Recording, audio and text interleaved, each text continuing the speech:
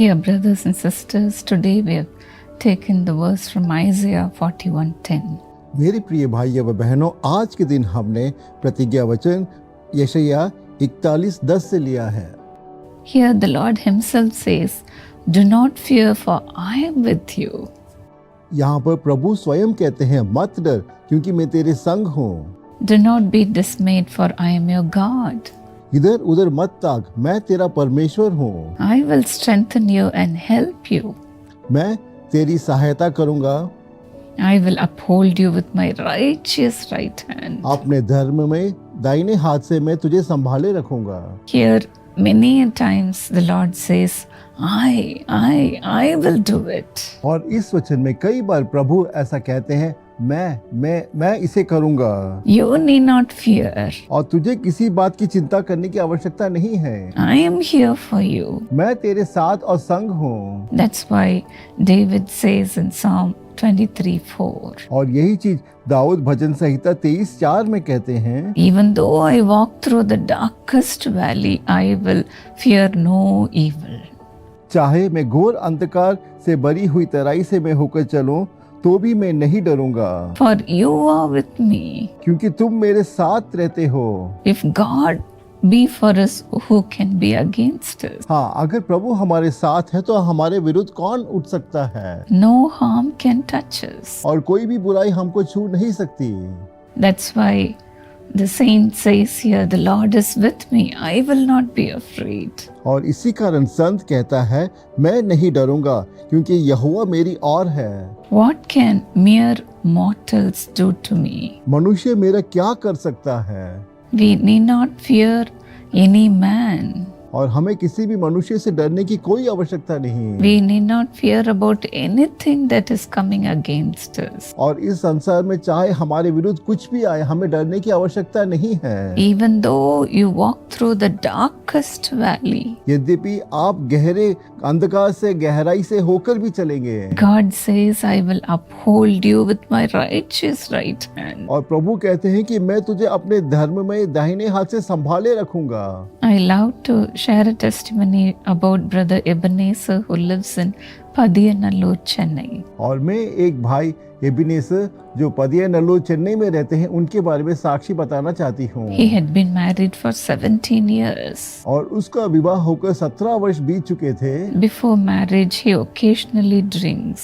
और विवाह से पहले वो कभी कभी शराब पीता था। After about 5 years of marriage, there was a small argument between the husband and the wife. और विवाह के 5 वर्ष के बाद पति पत्नी के बीच में झगड़ा और वाद विवाद शुरू हुआ। And this became big and they were separated. और ये जो विषय बहुत बड़ा बन गया और वो दोनों पति पत्नी अलग हो गए। He was so worried and he started to drink more. और वो बहुत ही ज्यादा चिंतित था और वो ज्यादा शराब पीना शुरू हो गया। At times he would drink and fall unconscious on the road. और कई बार वो इतना ज्यादा शराब पीता था कि वो सड़क में बेहोश होकर गिर जाता था। Because of this habit, he lost his job also. और इस शराब की लत के कारण उसने अपनी नौकरी को भी खो दी। His relatives avoided him. और उसके रिश्तेदार भी उससे बात नहीं करते थे। Only his sister Mary, she took care of him like a mother. और उसकी जो बहन मेरी थी, उन्होंने एक माता की तरह उसकी देखरेख की। She took him to Jesus Calls Prayer Tower, which is in Chennai, which is called JC House Prayer Tower. हमारे जो चेन्नई में यीशु बुलाता है प्रार्थना भवन जेसी हाउस में मेरी बहन उनको वहां पर लेकर गई। Their prayer was offered for him, and he was so comforted. और वहां पर प्रार्थना योद्धागण ने उसके लिए प्रार्थना किया और उस प्रार्थना के द्वारा उससे बहुत सांत्वना प्राप्त किया। Then he started to visit the prayer tower very often. और उसके बाद वो बार-बार प्रार्थना भवन आना शुरू हो गया। One day in the chapel he cried out, और एक दिन उसे चैपल में प्रभु को जोर-जोर से पुकारना शुरू किया। Lord, forgive all my sins. हे प्रभु, मेरे सारे पापों को क्षमा कीजिए। Take away this evil habit. और इस बुरी आदत से मुझको छुटकारा दे। Please help me, Lord. क्या प्रभु आप मेरी सहायता करेंगे? As days passed, जैसे जैसे दिन बीतते गए, everybody left him. और सभी उसका साथ छोड़ दिए, But then God did not leave him. परंतु प्रभु ने उसका साथ कभी नहीं छोड़ा। The unchanging love of God delivered him completely. और कभी जो ना बदलने वाला प्रभु का जो प्रेम है उसने उनको पूर्ण रूप से परिवर्तित किया। He came out of this drinking habit. और उससे इस शराब की लत से छुटकारा प्राप्त कर लिया। The Lord set him totally free. हाँ, प्रभु ने उसको पूर्ण रूप से स्वतंत्र किया। After 30 years of drinking, the Lord miraculously delivered him. और उसके शराब पीने के 30 वर्ष के बाद चमत्कारिक रूप से प्रभु ने उसको पूर्ण रूप से छुटकारा दिया। His wife came back again. और उसकी पत्नी वापस उसके पास आ गई।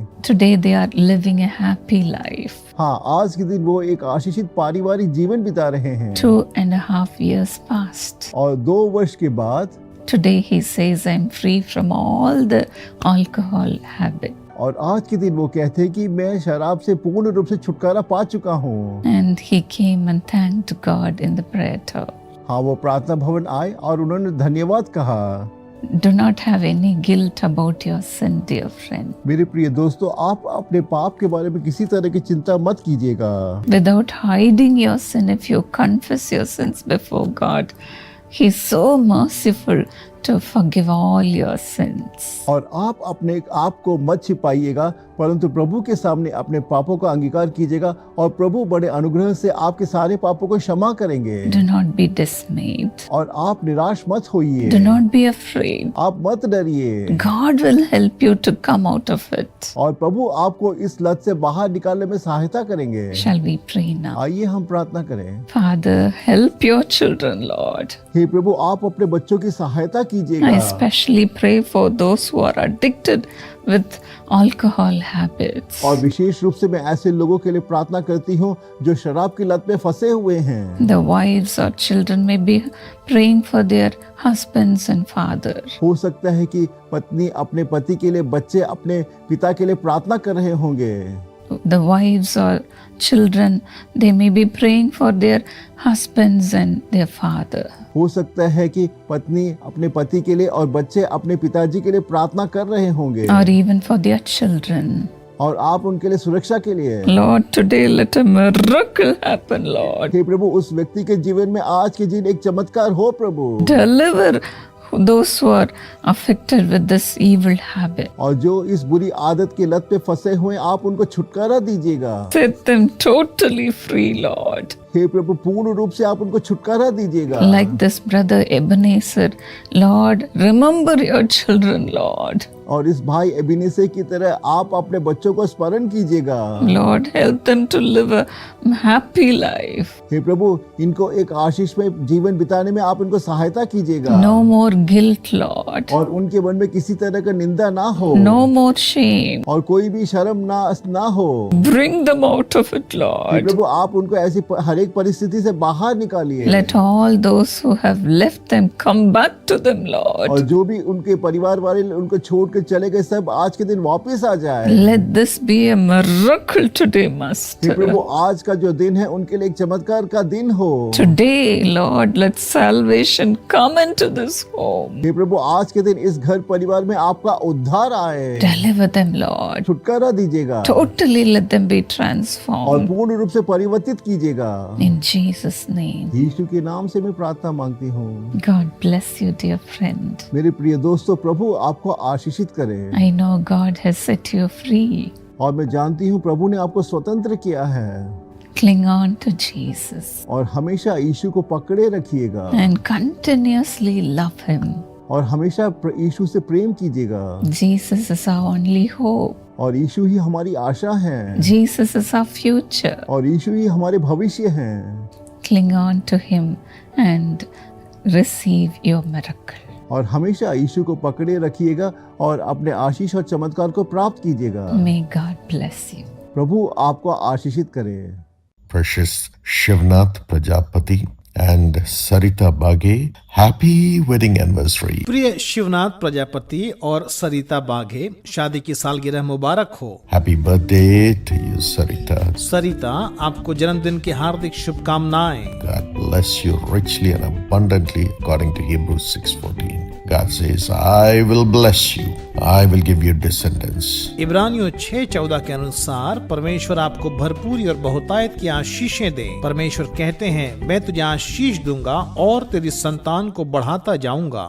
Father, let it be so in the name of Jesus. In the name of Jesus. Bless them, Lord, with a beautiful child. Beautiful child. Let her conceive. And let this birthday bring a year of divine grace and fruitfulness. Bless them with a government job and clear the land problem, and the financial blessings come and an own house be given to them. In the name of Jesus. हे पिता, ऐसा ही हो यीशु के नाम से हे प्रभु, उन्हें एक सुंदर संतान का आशीर्वाद दें, एक सुंदर संतान का आशीर्वाद। वह गर्भवती हो और यह जन्मदिन उनके लिए ईश्वरी कृपा और फलदायी वर्ष लेकर आए। उन्हें सरकारी नौकरी का आशीर्वाद भी दें, जमीन की समस्या का समाधान करें, वो आर्थिक आशीर्वाद प्राप्त करें और यीशु के नाम से उन्हें उनका स्वयं का घर भी दें। Amen. God bless you. My precious Dr. Ita D'Souza, happy 60th birthday. मेरी प्रिय डॉक्टर ईटा डिसूजा, 60वें जन्मदिन की हार्दिक शुभकामनाएं। God bless you according to Genesis 26:3. I'll be with you and I will bless you, says the Lord. उत्पत्ति 26:3 के अनुसार परमेश्वर आपको आशीष दे। परमेश्वर कहते हैं, मैं तेरे साथ रहूंगा और तुझे आशीष दूंगा। Father, bless Dr. Ita D'Souza with all the joy of heaven, divine peace, as she celebrates her 60th birthday. Let thy grace abound and divine peace rest in the years to come. Good health for all the labor of love she has put in all these years, Lord, to serve you. Reward her greatly in the days to come. Thank you for this blessing, Lord. And all the joy of heaven come upon every member of the family too. Blessings upon the family members increase. In Jesus' name we pray. हे पिता, doctor ईटा डिसूजा को इनके 60वें जन्मदिन पर स्वर्ग के सभी आनंद और ईश्वरी शांति प्रदान करें। आने वाले वर्षों में भी आपका अनुग्रह और आपकी अलौकिक शांति उन पर बनी रहे। हे प्रभु, इन वर्षों में आपकी सेवा में उन्होंने जो प्रेम पूर्ण परिश्रम किया है, उसके लिए वह उत्तम स्वास्थ्य प्राप्त करें। आने वाले दिनों में भी उन्हें आपका असीम प्रतिफल प्राप्त हो। इस आशीष के लिए आपका धन्यवाद प्रभु, और परिवार के हर सदस्य पर स्वर्ग की सारी खुशियां बरसें। परिवार के सदस्यों पर आशीषें बढ़ती रहें। यीशु के नाम से हम प्रार्थना करते हैं। Amen. God bless you.